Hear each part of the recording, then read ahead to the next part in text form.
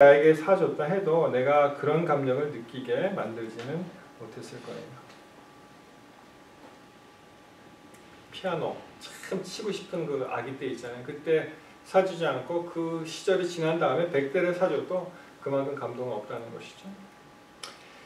서울의 어머니는 어머니대로 내게 이런 편지를 보내시곤 했다. 한기라, 어떤 때의 시련은 큰 그릇을 만들어내기도 하지만 대개의 경우 시련이란 보통 그릇을 찌그러 뜨려놓기 일쑤란다.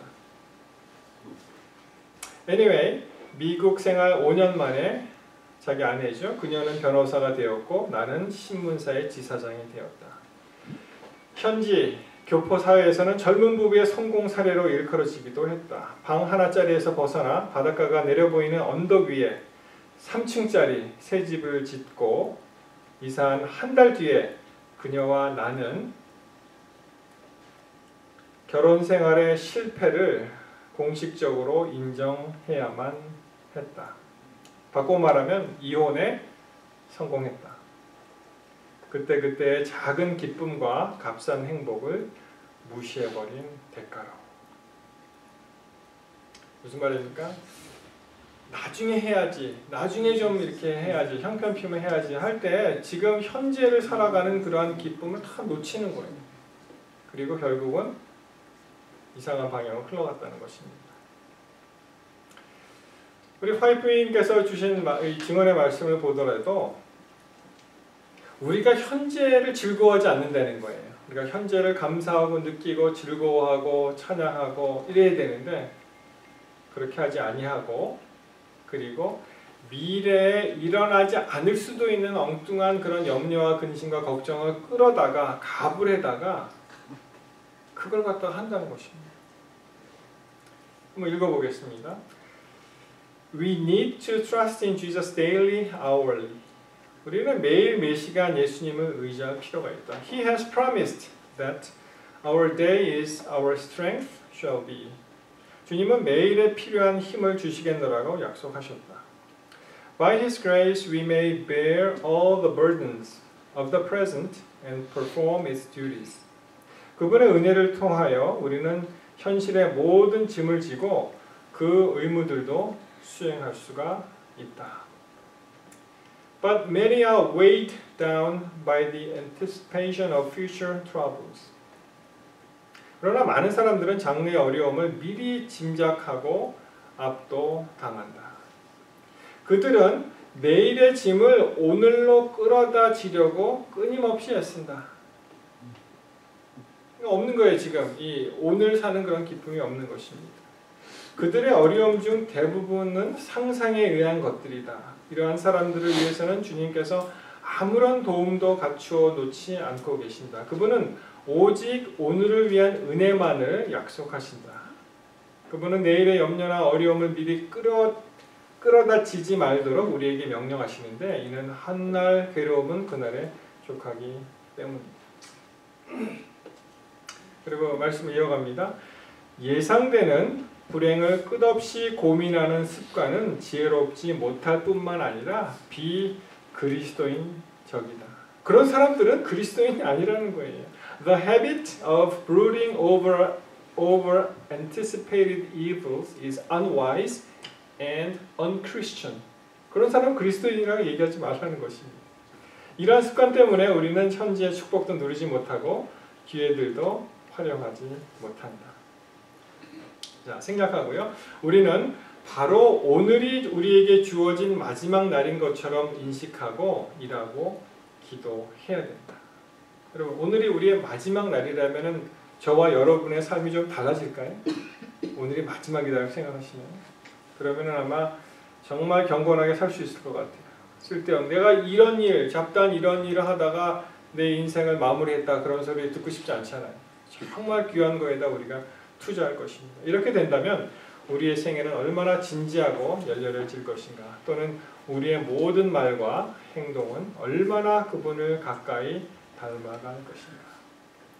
이 교회증은 5권에 있는 말씀입니다. 5권 200페이지.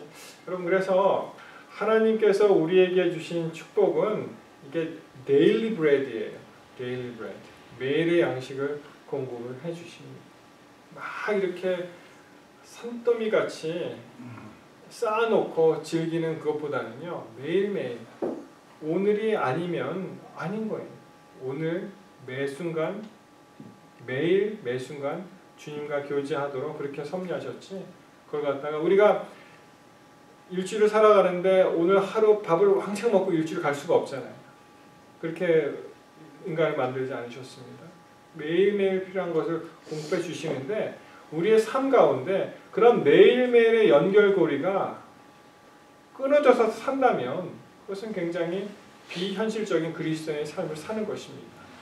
매일매일 매 순간 주님과 교제할 수 있는 그러한 결심을 이 시간에 하시도록 하나님께서는 원하십니다. 그래서 이 서기관 또는 그 제자들이 왔을 때 그런 말씀들을 이제 하신 것을 우리가 알 수가 있습니다. 우리 예수님의 삶이 머리 두실 것이 없는 삶이라는 것은 안락한 삶이 아니잖아요. 예수님께서 그렇게 편안한 삶을 사신다는 것은 아닌데 우리가 자처해서 애써서 일부러 고생을 끌어다가 할 필요는 없지만 그렇죠? 그렇지만 만약 그러한 힘든 일이 오더라도 우리는 주님과의 관계를 통해서 우리의 삶을 재정립할 필요가 있습니다. 그래서 이 고통이 오는 그 순간에도 이것이 축복이 될 수가 있다는 거예요. 다시 예수님의 머리 두신 곳을 한번 살펴보도록 하겠습니다. 계속 말씀 이어가면은 8장 23절에 보시면 마태복음 8장 23절 이제 예수님께서 배에 오르셨어요. 제자들이 그를 쫓았습니다. 24절에 보시면 바다에 큰 물이 일어나 물결이 배에 덮이게 되었으되 예수는 주무십니다. 자, 무슨 장면입니까? 배에 오르셨는데 이제 풍랑을 만난 거예요, 이 배가. 근데 예수님이 거기에서 주무시고 계시다는 것입니다. 어떻게 이럴 수가 있습니까? 주무시고 계시니까 머리를 어디다가 대셨겠죠? 머리를 두셨지요. 뭐 누구는 뭐라 그럽니까? 불교에서 얘기하는 뭐라 그러죠? 좌불선이라 그러나요? 그냥 앉아서 뭐 몇십 년을 갖다가 십수년을 앉아서 이렇게 잠자지도 않고 있다고 그런 소리를 들었는데 이 같은 장면을 마가복음 4장 35절에 보시면 이렇게 표현합니다. 마가복음 4장 35절 그날 저물 때 제자들에게 이르시되 우리가 저편으로 건너가자 하시니 저희가 무리를 떠나 예수를 배에 계신 그대로 모시고 가매 다른 배들도 함께 하더니 자, 비슷한 내용이죠. 4장 37절 큰 광풍이 일어나며 물결이 부딪혀 배에 들어와 배에 가득하게 되었더라. 4장 38절 예수께서 고물에서 베개를 베시고 주무시더니 제자들이 깨우며 가로되 선생님이여 우리의 죽게 된 것을 돌아보지 아니하시나이까. 여기 이제 더 아주 사실적으로 표현했죠. 예수님께서 머리 두신 곳이 어디라고요?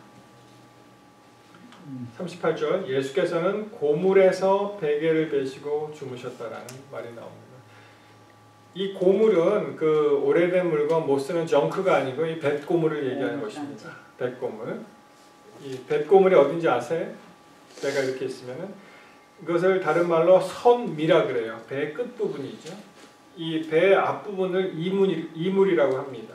그러니까 예수님이 배 뒤편에 가셔서 배 그 뱃고물, 배 후미, 선미, 배 선미, 배의 꼬리, 선미에 가셔서 이제 주무시는 장면이 나옵니다.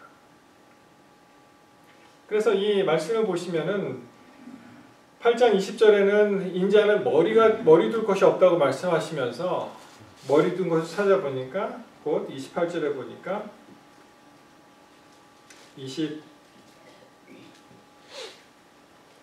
23절이죠. 24절에 보니까 예수님께서 이 고물에서 주무시는 그런 장면이 나옵니다. 여러분, 그러므로 예수님께서 임재하시는 곳, 그분이 머리를 대시는 것, 그분의 마음이 있는 것은 이 험한 풍파를 살아가는 우리들과 같이 계시는 거예요. 이 풍랑을 만난 그 배 가운데 거기서 예수님께서 거기 계시는 것입니다. 그래서 우리의 험난한 그 인생사에서 모진 풍랑과 모진 시련과 모진 역경과 이런 힘든 삶 가운데 예수께서 우리와 함께 하신다는 약속을 이 말씀을 통해서 주신 것입니다. 예수님이 머리를 두신 것은 바로 우리가 경험하는 오늘도 참 힘들게 살아가는 우리 인생들을 위해서 예수님께서 여전히 마음을 쓰고 거기에 머리를 두고 계신다는 것입니다.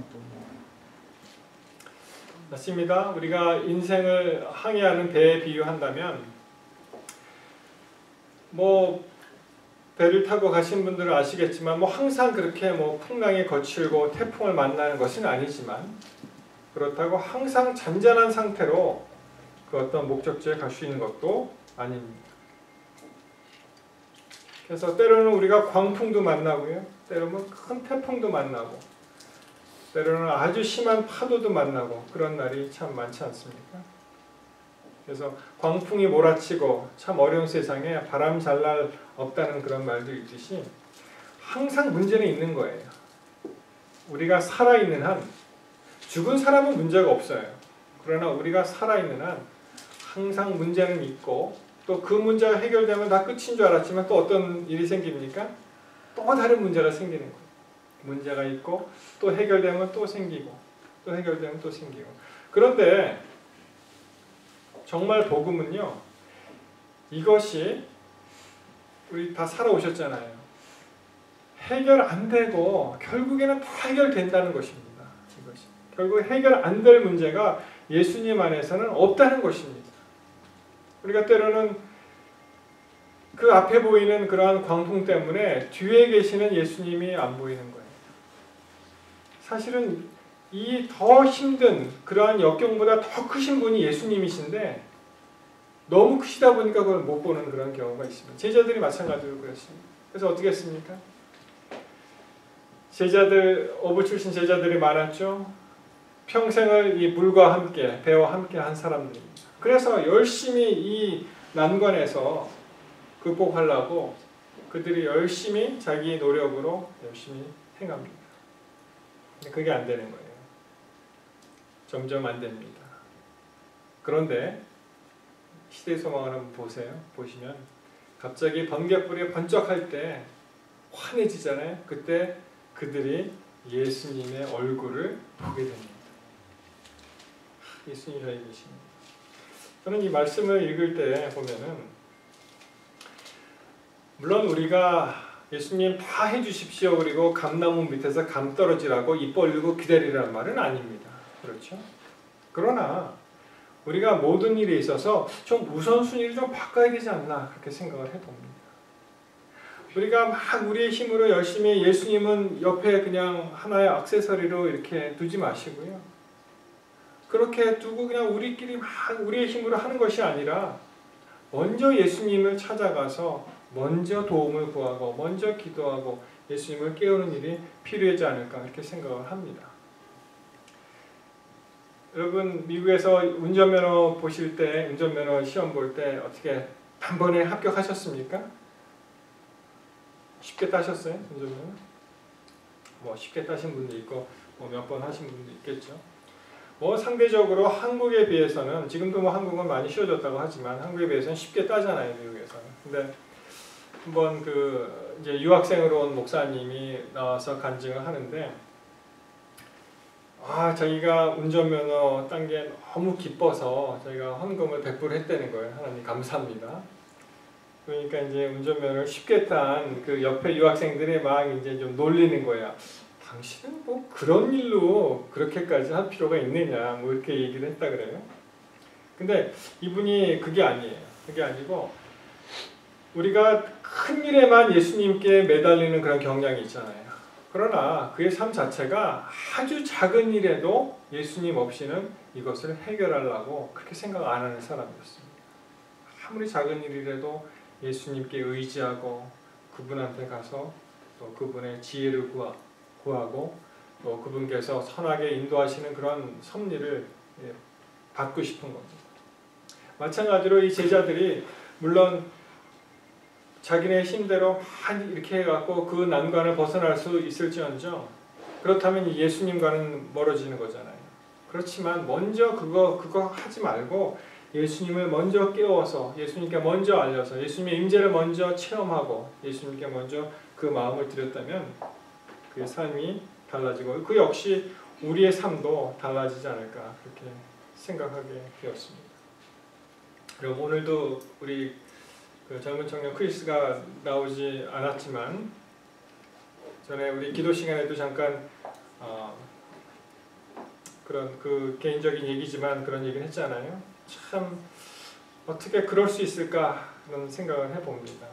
어떻게 그럴 수 있을까? 어떻게? 짧게 말씀을 드리면은 그의 인생 역정이 한 2살 때 어머니를 잃었다 그러죠. 그리고 16살 되던 해인가 아버지가 말하자면은 그 아이의 표현을 영어로 식으로 표현한다면은 어벤던 한 거예요. 아버지가 그 아이를 미국에다 버리고 한국에 가서 새로 이제 결혼을 했습니다. 그래서 결국은 영주권이 없어서 이 불법 체류자가 되었는데요. 요새는 이제 불법 체류자 그러면 너무 과격하니까 undocumented 그렇게 얘기하잖아요. 서류 미비자가 되었는데 작년이니까 올해입니까 그